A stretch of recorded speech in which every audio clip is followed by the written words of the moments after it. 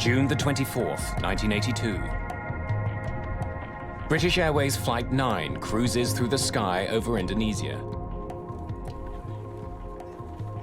In a few hours, the plane and all 263 people on board are scheduled to land in Perth, Australia.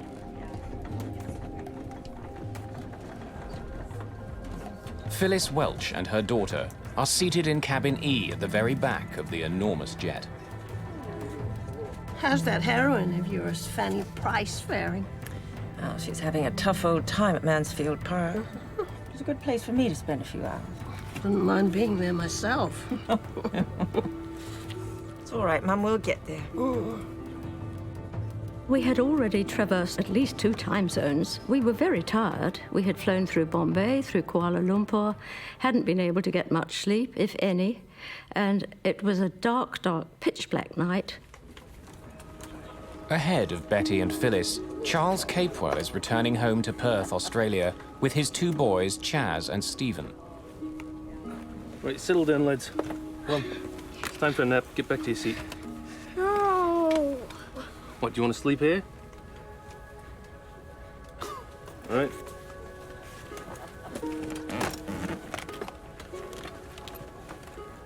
It was a good flight. It was going well. Leaving London, it was great. And we was all eager to go home, and the 2 boys were eager to get back to Mum. I thought, well, we'll be home in 3 hours, Perth. They'll be Pat and we'll get in a taxi and we'll be home. While many of the passengers have been traveling for almost a day, the crew is fresh. They took control at the last stopover in Kuala Lumpur.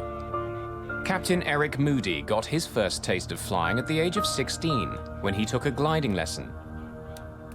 He was one of the first ever trained on the 747. Roger, check with Jakarta. Jakarta Control, Speedbird 9 over Halim at level 370. Speedbird 9, Roger. First Officer Roger Greaves has been a co-pilot for more than 6 years. Barry Townley Freeman has been a flight engineer on these aircraft for just a little longer. I'd not flown with Eric before, or Barry. That was the first time we'd actually met on that flight. As the jet flies over the city of Jakarta, it's cruising at more than 11,000 meters and has been in the air for an hour and a half.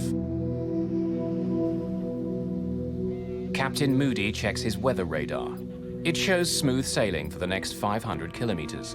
All right, Roger, it's all clear. Just keep your eyes open. I'll be back in a moment. Just got to use the loop.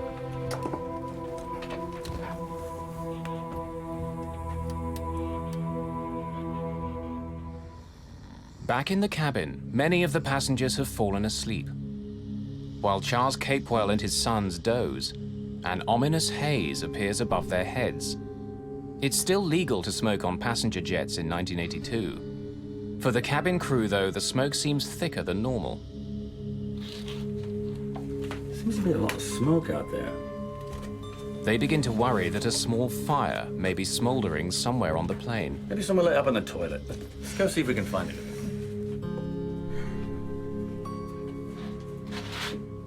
A fire at 11,000 meters is a terrifying prospect. If there is a blaze somewhere, the crew must find it immediately.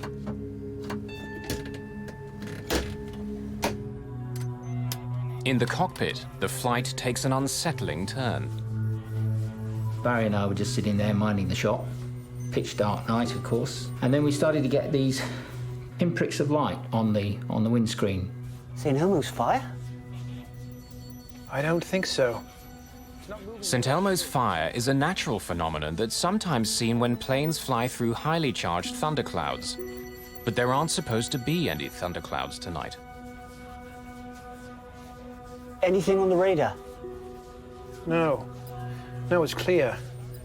I don't like the look of this. Let's get a better look out there. With the help of their landing lights, the 2 men are disturbed to see a thin layer of cloud surrounding their plane, even though nothing is showing up on their radar. But at 37,000 feet, the normal thing you would anticipate would be high cirrus, which is just a thin layer of cloud.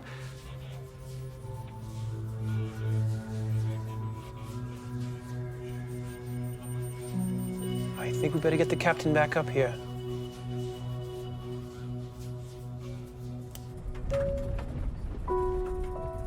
I was reading in my book, and there was a slight flick of turbulence, just a slight flick, and I glanced over to the left, where I had a clear view of the port wing, and to my surprise, it was covered in a brilliant white, shimmering light, which seemed to be clinging to the wing of the aircraft. I carried on reading, but I found that I kept reading the same paragraph over and over again and not taking in a word of it. I just didn't know what was happening. In the cabin, the smoke begins to thicken. Stewards have been unable to figure out where it's coming from. If there's a fire, they can't find it. Eh? All right, well, go see that the passengers are comfortable.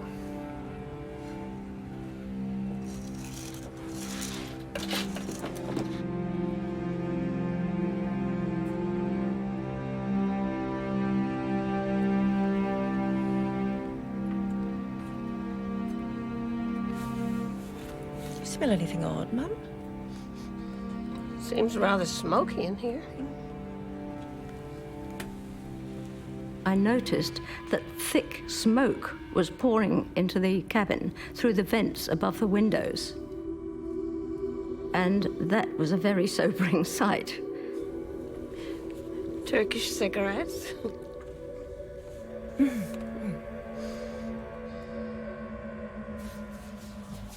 It smelt like sort of a sulfuric electrical smell. And I went on that flight deck expecting to hear that we had some electrical smoke somewhere on the aircraft. But nothing was further from the truth. When did it start? Well, just after you stepped out. Anything on radar? No, it's clear, not a cloud. Oh, my lord, look at engine 4. It's lit up somehow. Captain, have a look at number 1. It's the same on my side. None of the crew have ever seen anything like this before. But the light show is just the beginning. Their bizarre flight is about to take a terrifying turn for the worse.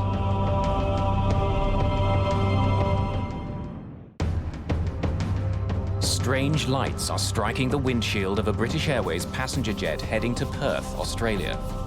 At the same time, the plane's engines are lit by a brilliant white glow. Look at engine 4. It's lit up somehow. This light show, if you like, had become more intense. In fact, we ended up sitting there with 2 sheets of brilliant white light in front of us in place of the windscreens. Inside the cabin, smoke has been growing thicker. Chief Steward Graham Skinner has been organizing an intense but quiet search for fire.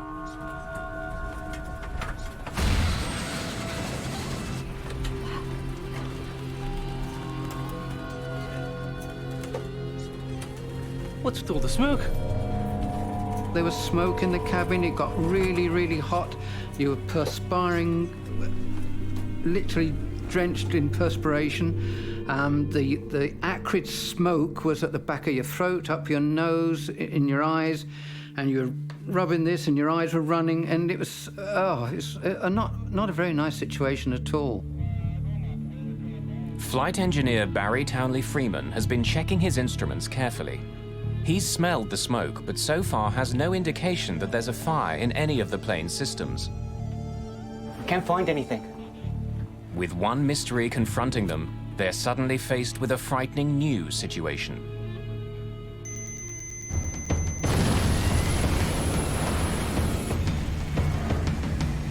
Dad! The engine's on fire!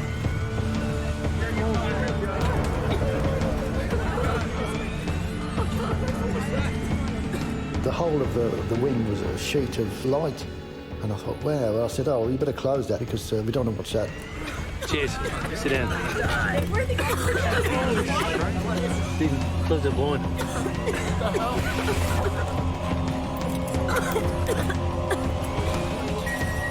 Then I realised that, something was dramatically wrong. There were huge flames coming out of the back of the engines, 20, some people said 40 feet long. These huge jets of sheer flame shooting out of the back of all the engines. Is it going to penetrate from the outside of the aircraft? Is it going to come into the cabin? Are we going to burn to death? Are we going to choke to death on the smoke? What's going to happen? What's causing it? What are they going to do about it? As fire engulfs the engines, one of them revs loudly and flames out. Engine failure, number 4. Fire action, number 4. Checklist powering gear. Set. Thrust lever. Closed. Start lever. Off. Once one engine fails, you call for the drill to shut that one down. You have drills for certain things so that you don't fly together as a crew forever. You can fly with different people then, and you can standardize the operations. The instruments do not indicate a fire on the plane, but the passengers can see flames erupting from the engines and stretching down the length of the 747. I could not see the engines from where I was sitting. I could only see the space behind them. But there was enough glow in that space to convince me that the aircraft was really seriously on fire. We were in trouble. They knew, as long as they were, they knew we were in bad trouble. And they sort of just looked at me as if to say, well, what are we doing now, Dad?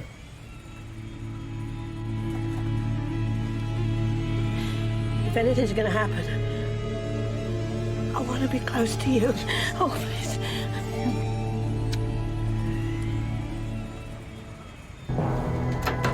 The cabin crew begins storing anything that's loose. They don't want dishes or bottles flying around the cabin if the plane begins to dive.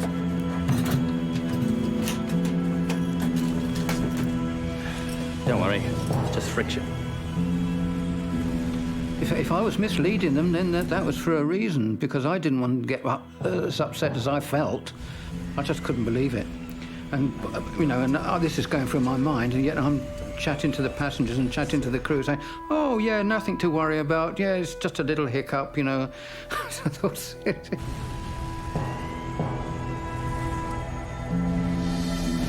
747 is more than 10 kilometers above the ocean. Its engines appear to be burning, and peculiar smoke continues to fill the cabin.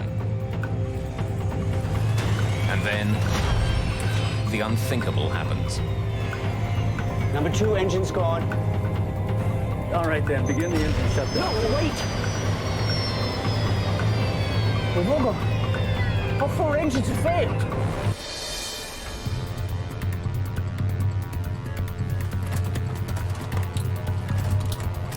The other 3 just went out almost immediately, and that's when it begins to be a serious emergency. Those engines made a grating, rumbling sound, almost like a cement mixer. And then, gradually, the noise just disappeared and they became silent. A minute and a half, we've gone from 4 engines running normally to having none. The 747 has plenty of fuel, yet somehow all 4 of the jet's engines have completely stopped working. Roger, declare emergency. Mayday, Mayday, Mayday, Speedbird 9. We have lost all 4 engines out of 370.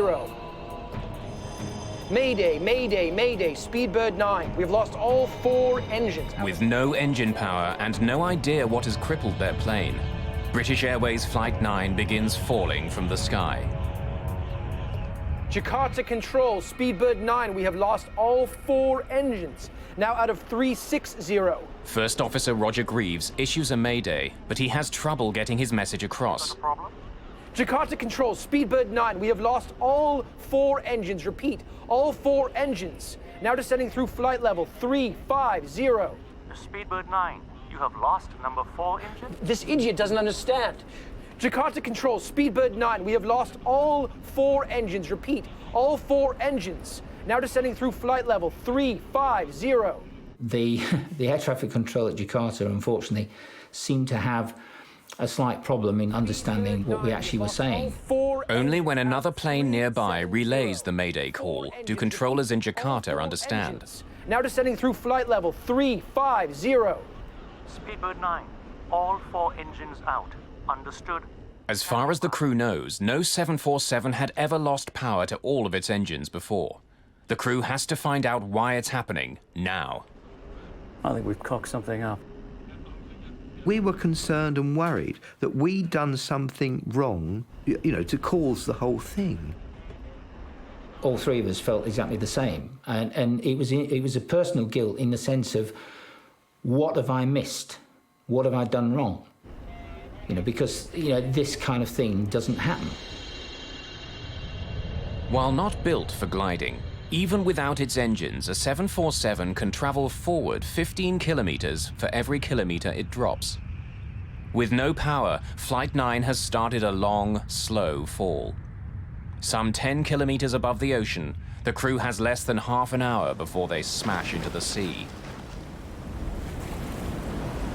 When they all stop, you go into automatic mode, obviously. We had practiced this drill on the simulator many, many times. And that's very good and all very well, as long as when it happens to you for real, what happens on the aeroplane is mirrored by what happens to you in the simulator. And I'm afraid that wasn't so.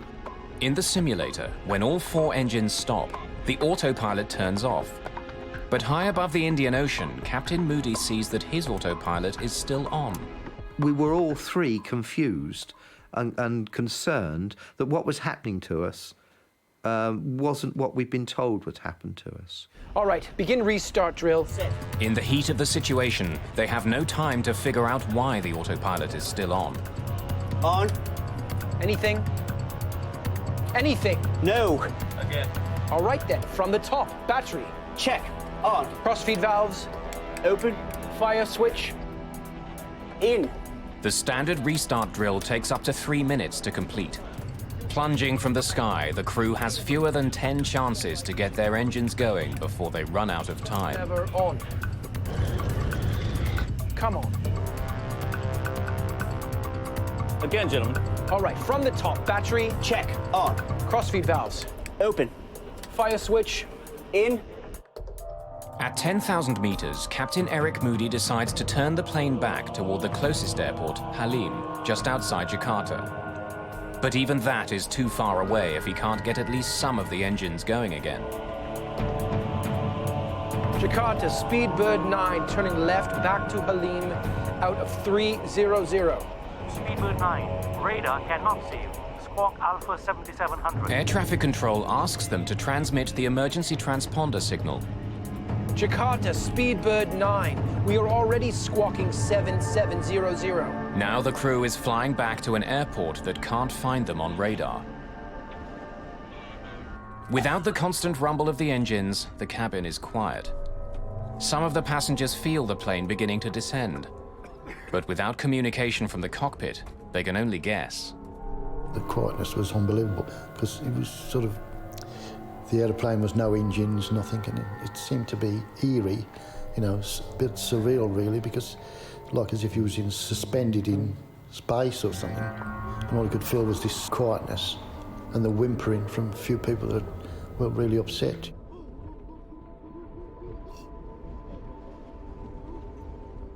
Some people were sitting quite rigidly, almost as if they hadn't noticed anything. At first it was sheer fear, and then after a while it turns to acceptance. You know you're going to die. We knew we were going to die. What's going on? What's the problem? It's just a technical fault. I've been through much worse, let me tell you. Everything will be fine. I think if I'd have sat down and really thought of exactly what was happening, I don't think I would have ever got up again. One steward came up to us and said, "Are you two ladies all right?" And yes, we said, "We're fine," which was an absolute lie, but that's how it was. It seemed absolutely vital not to panic. Captain Moody can't restart the engines unless he can keep the plane flying between 250 and 270 knots. But the airspeed indicators aren't working. Captain, I've got 320 knots on my side. Well, I've got 270. Bloody hell, that's a 50-knot difference. I'll change the speed. Falling from the sky with no engine power, the crew now have no idea how fast they're going. But to have the best chance to restart the engines, Captain Moody has to have the plane flying at the right speed. So from that point onwards, Eric then varied the speed through just about 100-knot range, hoping that at some point or other, coincidental with us putting the fuel into the engines, that we would actually be at the right speed. To change speeds, Captain Moody turns the autopilot off. Then he slowly pulls the nose of the jet up to slow it, and then pushes it down to increase his speed. The upsetting roller coaster movement adds to the panic felt in the cabin. At one time, the aircraft developed a strange motion. It seemed to be climbing steeply and then diving down. That was the sensation we got. And a bucking action that was so violent that we felt it could break the aircraft up in the air. Pressure warning, Captain. We're at 10,000. Pressure warning? That's not supposed to do that. And a warning horn went off. Now, this didn't ever happen on the simulator in this exercise, so it was a bit of a surprise to us. As well as providing electrical power, the engines on a jumbo jet help keep the cabin pressurized. With the engines not working, of course, the air wasn't being pumped in. So gradually the pressure was leaking away. With all 4 engines gone, the pressurized air is rapidly seeping out. The thinning level of oxygen makes passengers gasp. The crew reach for their oxygen masks. But First Officer Greaves can't get his mask to work. My oxygen mask, yeah, that was a problem I could have done without. It was stowed above my head, and when I pulled the oxygen mask down, the mask and the tube became separated. The captain must make a difficult choice. If he continues to descend slowly, it will get increasingly difficult for First Officer Greaves to breathe. I said, look, if we get down to 20,000 feet quickly, we can all take our oxygen masks off and we can talk and we're back as a crew again. We had to actually increase the rate of descent to descend to a lower altitude quicker, which in the circumstances was something that we wouldn't really have chosen to do. So then I dived the aeroplane and got rid of about 6,000 feet in a minute. The loss of cabin pressure and the steep dive have another terrifying consequence. The things shot down, they sort of dangled down in front of you. And I looked to see if Stephen had got his, and Chaz had pulled his out of the socket. So I made sure that Chaz got his oxygen. I've seen a few movies on planes, and you know, once that happens, you know you're in serious trouble. Calm here we go. Breathe normally, Mum, not deep. Breathe calmly. The oxygen masks came down, and we put those to our faces as had been described in the drill, which fortunately we had been observing at the beginning of the flight. But it seemed that the oxygen supply was not working. I'm not getting. The cabin crew try to use the public address system to explain what's going on, but it's not working. Chief Steward Graham Skinner makes do with a low-tech backup.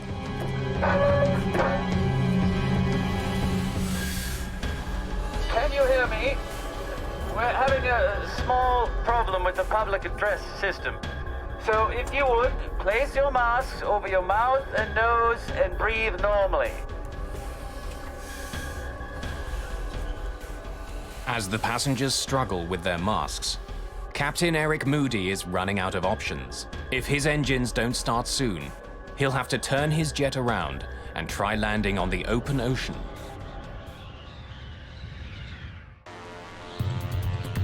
High above the Indian Ocean, the seemingly impossible has occurred. All 4 engines on a British Airways 747 have stopped working, and the crew has no idea why. First Officer Roger Greaves manages to fix his broken oxygen mask, but he's still frustrated by engines that won't start. All right, Barry, let's start the restart drill. Ready? Set. Battery. Check. On. Standby power. On. Anything? Come on, anything. No. All right, then, let's do it from the top. Battery. Check. On. First Officer Greaves and Engineer Barry Townley Freeman have actually shortened the standard restart drill. It's giving them more chances to get the engines going. But so far, nothing's working. Come on, you old sod. The process that we were going through the whole time was just continuous. We hadn't had any success with the drill at all, despite all the efforts we were putting in. But it was the only thing we had left to cling on to, so that's what we did. From the top again. Battery. Check. On. I have no idea, and I don't think any of us have, how many times we tried to restart those engines. If I say 20, I would think that's too low. If I said 50, I would think that's probably about right. As the plane falls lower and lower, Captain Moody faces a brutal choice. A mountain range cuts across the island of Java between his plane and the airport. He knows he has to be at least 3,500 meters high to clear it. But if his engines don't restart soon, they won't make it.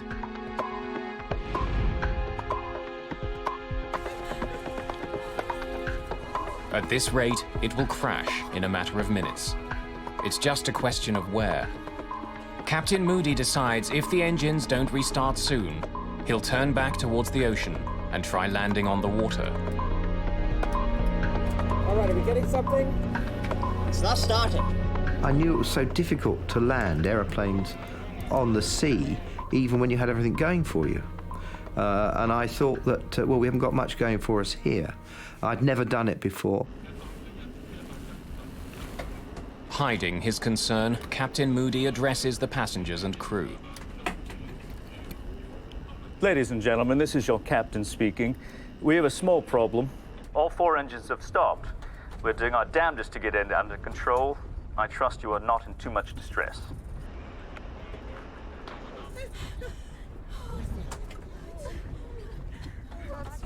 Most of the passengers expect the worst.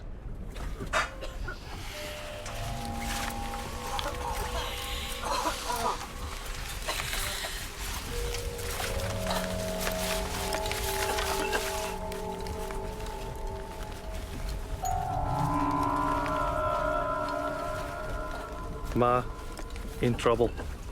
Plane going down. We'll do best for the boys. We love you. Sorry, Pa.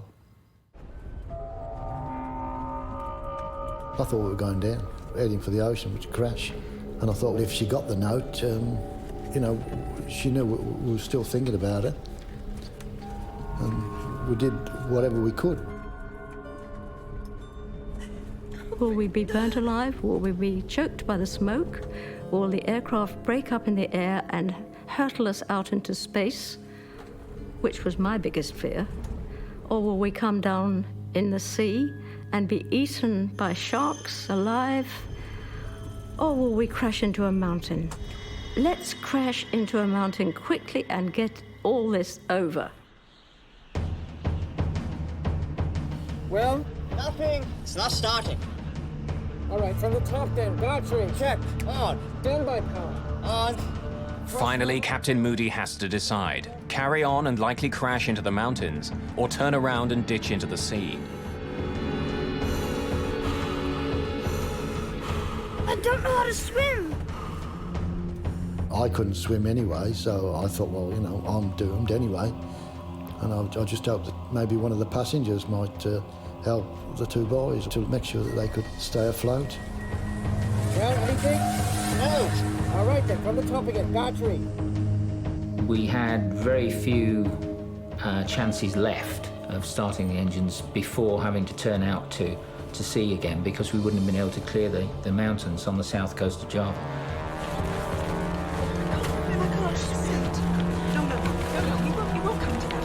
Start level. Cut off. Fuel pressure. Available. Standby ignition on. And then, as suddenly as it had stopped working, the 4th engine roars back to life. Engine 4, back online. Then all of a sudden there was this sort of like somebody giving the aeroplane a punch from underneath. And then I realised that it might have been an engine. It was a boom. Oh my God, no. The noise that a Rolls-Royce engine makes when it starts up is low rumbling noise, and it was just, well, it was wonderful to hear it. A 747 can fly with one engine, but Captain Moody knows that just one engine still won't give him enough power to clear the mountains. The glass now is half full, it's not half empty. We're now in with a real chance, and I tell you what, the three of us would have dragged that aeroplane around the whole island of Java. As the plane falls past 4,000 meters, another engine coughs and comes back to life. Engine 3, back online! It's followed quickly by the final two. I can't believe it. Engines 1 and 2, both back online! From almost certain disaster, the crippled jet is now under full power. Oh my God! I realised then that we could make it back to, not to Perth, but to an airport. That's all we wanted, was to land on the earth and you know, be part of the living again. Because while we were up there, we were dead. Jakarta, Speedbird 9, we are back in business. All four running, all four This running. time, local controllers have no trouble understanding the message. All 4 engines serviceable again. Confirm continuing to Hali. Affirmative, affirmative. We say, right, let's get this thing on the ground as quickly as we can. Ladies and gentlemen, this is your captain speaking. We seem to have overcome that problem and have managed to start all the engines.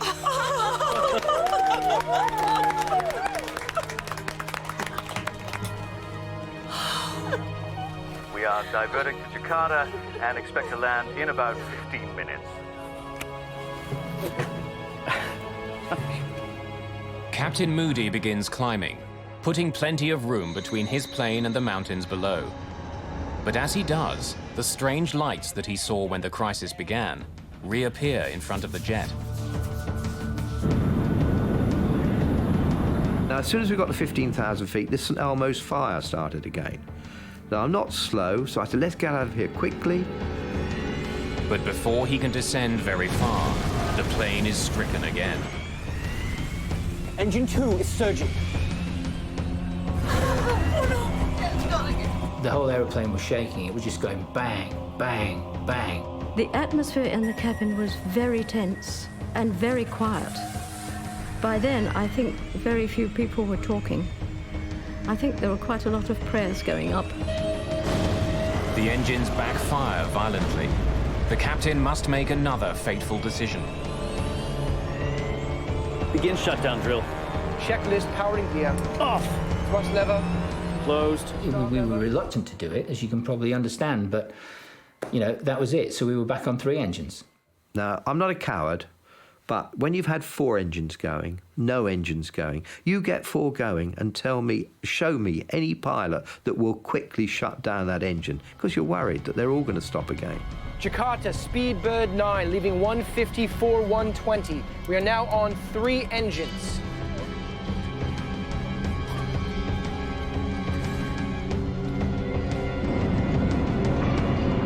As the plane closes in on the airport, First Officer Greaves thinks the windshield is covered in moisture, making it hard to see through. And I said to Eric, yeah, it's a bit misty out there. So we turned the blowers on to kind of, you know, like demisters on your car to try and clear that. That didn't work. I used the windscreen wipers, and that didn't work. Somehow the glass itself has been badly damaged.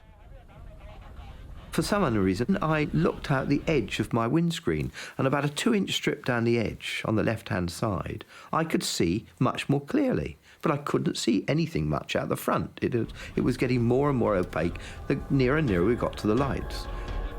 The crew get a final unwelcome surprise. Equipment on the ground that helps them descend at the proper angle isn't working. Jakarta ATC, be advised, our glide path is unserviceable. The localizer, which gives you the left and right of the runway centerline, that was working, but the glide slope, which gives you the actual profile for the descent, was not working.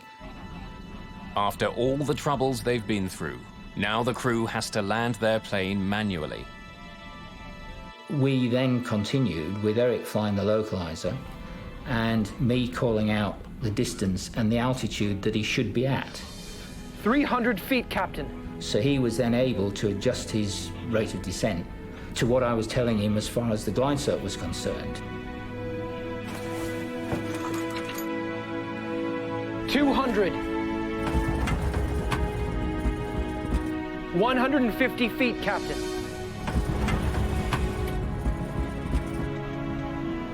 100. 50 feet. 30 feet. Oh my God. Oh my God.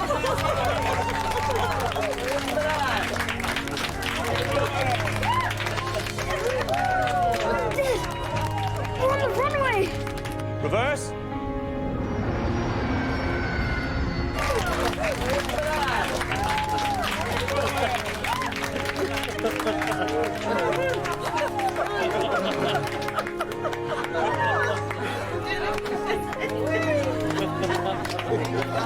$90 knots, 80 knots.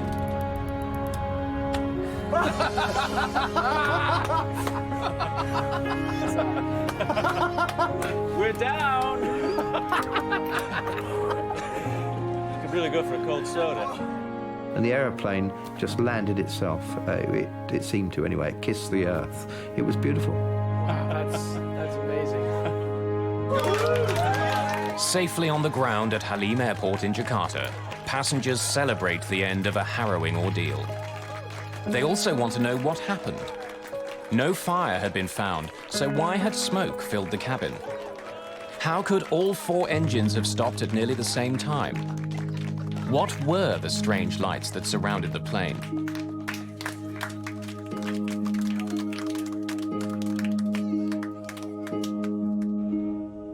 In the cockpit, the flight crew are relieved, but also concerned that they might be at fault.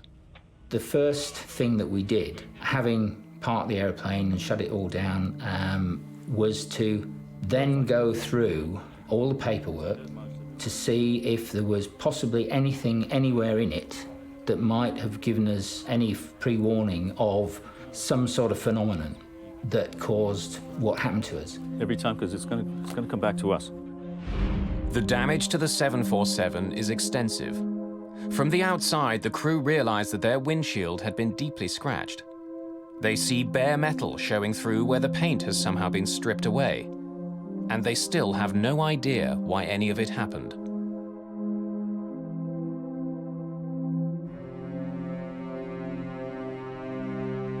When investigators uncover the cause of the disaster, Flight 9 changes pilot training around the world.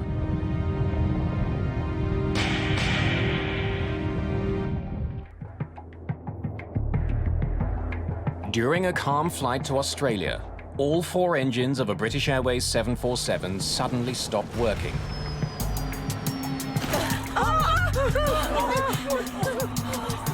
After a long, terrifying descent, the crew managed to restart the engines and land.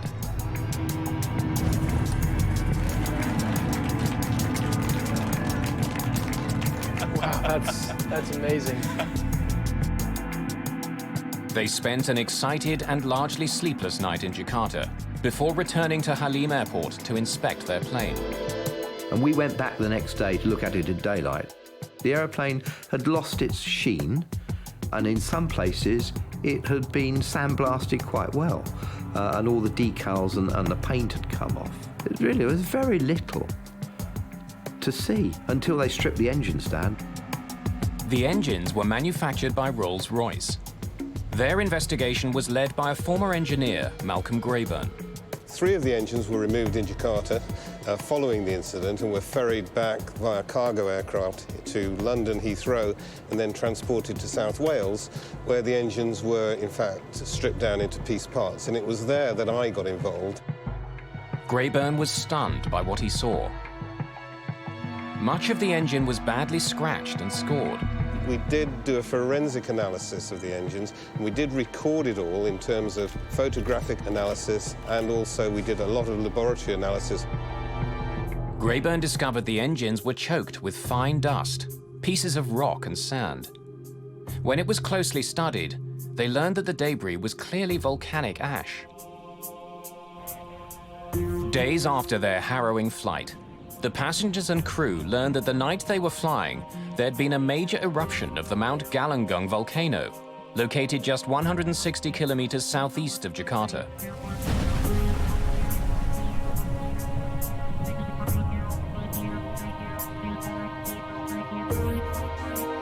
Tom Casadevall is director of the U.S. Geological Survey and has studied the Galunggung volcano.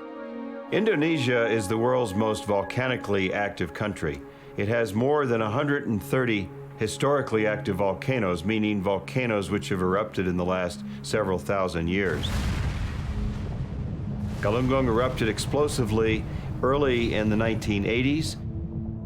In April, May, June of 1982, the eruptions became increasingly more powerful. The eruptions were large and the damage was extensive. More than 60,000 people were evacuated from the area around the mountain.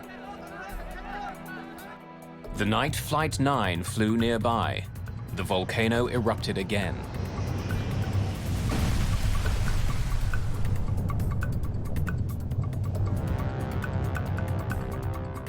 As the ash cloud rose more than 15,000 meters into the night, winds pushed it to the southwest, right into the path of British Airways Flight 9. Never before had a volcanic cloud seriously affected an airplane. Could the ash really have crippled this flight? Roger, declare emergency. Mayday, Mayday, Mayday, Speedbird 9. We have lost all 4 engines.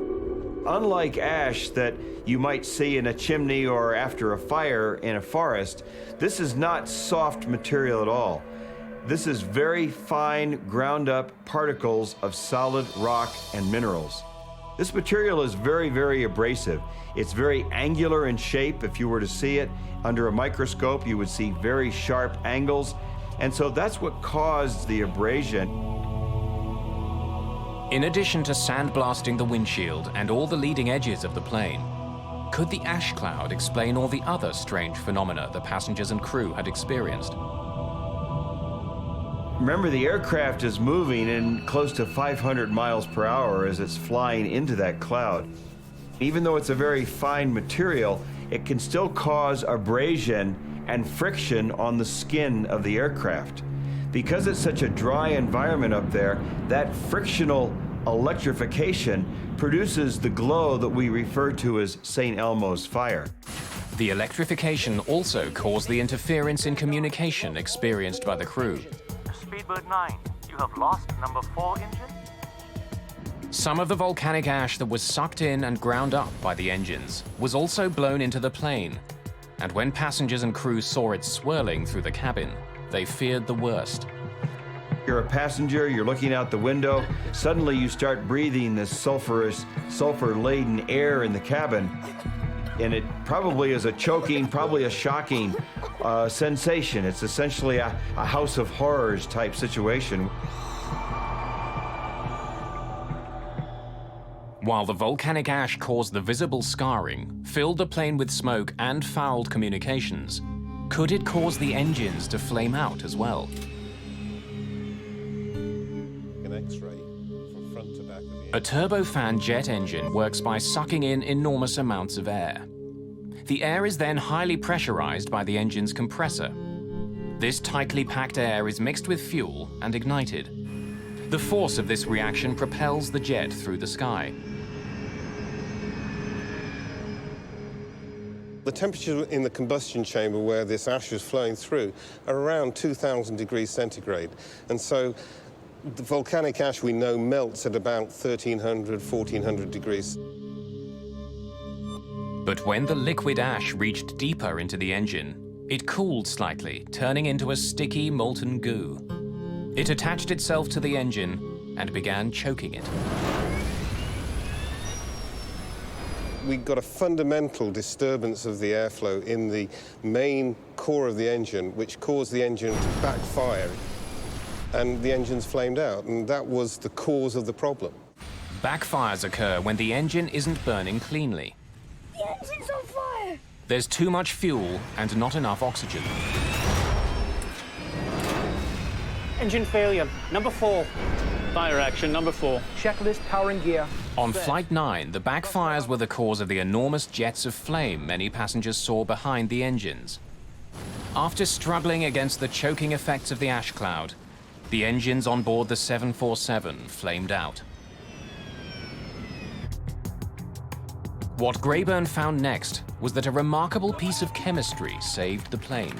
As soon as you came out of the volcanic ash, and the engines were not running, remember, so everything cooled down, it was enough for this stuff to break off and allow the engines to restart. When enough of the molten ash was gone, the engines were clear again, and Townley Freeman's frantic efforts to restart them paid off. Engine 4, back online. We have learned quite a bit, and we've incorporated this learning into pilot training.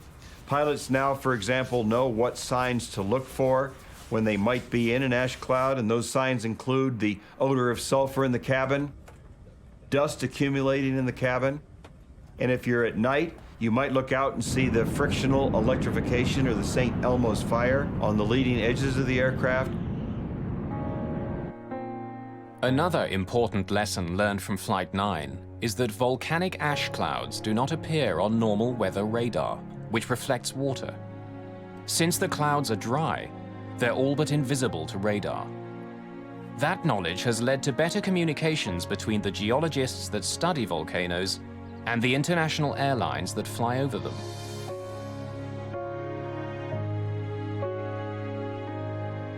The crew of Flight 9 was showered with awards and commendations in the months after their incredible night. I thought the airmanship displayed by this crew during this event was absolutely fantastic. The way that they managed to guide this aircraft back down to a safe landing after having been through such extreme circumstances, it was fantastic the way they recovered this aircraft. Absolutely brilliant.